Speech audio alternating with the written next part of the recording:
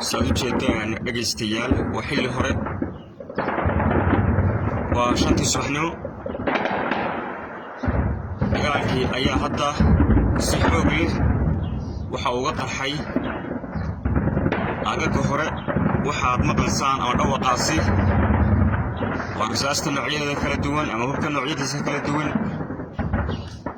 dagaalku waxa uu ka socdaa aagagga hore hadda waa 5 subaxnimo ayaa la isku bilaabay hubka noocyadiisa kala duwan iyo hubka waaweyn sida aad maqlaysaan waxaasi waa hubka waaweyn oo la isku garaacay diriyanka madaafiicda dhagihiina ayaa macallin idin ah ayaan filayaa waxaa la isla dhacayaa hubka waaweyn iyadoo aad moodo saaka in hubka la isku garaacaya madaafiicdu ay intii horeba ku xoog badan yihiin waad moodayso qolo waliba inay ridayso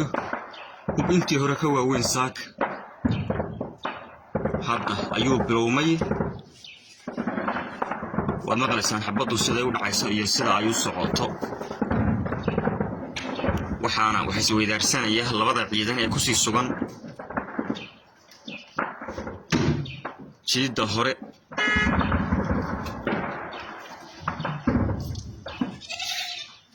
magaalada Laascaanood waxa ay noqotay magaalo xilli walba dagaalo jooga iyo subax walba oo waagu bariyo in xabaddu ay ka laabato waa diriyanka madaafiicda isdhaafaysa labada dhinacba oo isku dhacaysa way isweydaarsanayaan ciidamada maamulka SLM ee duulaanka ay ciidamada xaquudirirka difaaca shacabka reer SSC وهيرتي وبريء الصبح نما حل هربا وحال يسوق راعية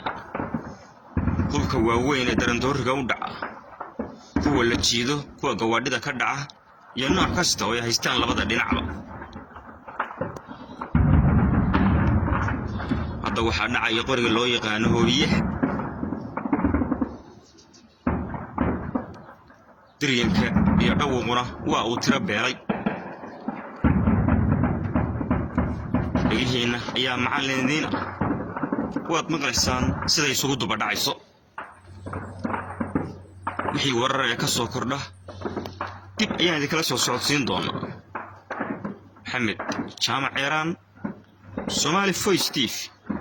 Laascaanood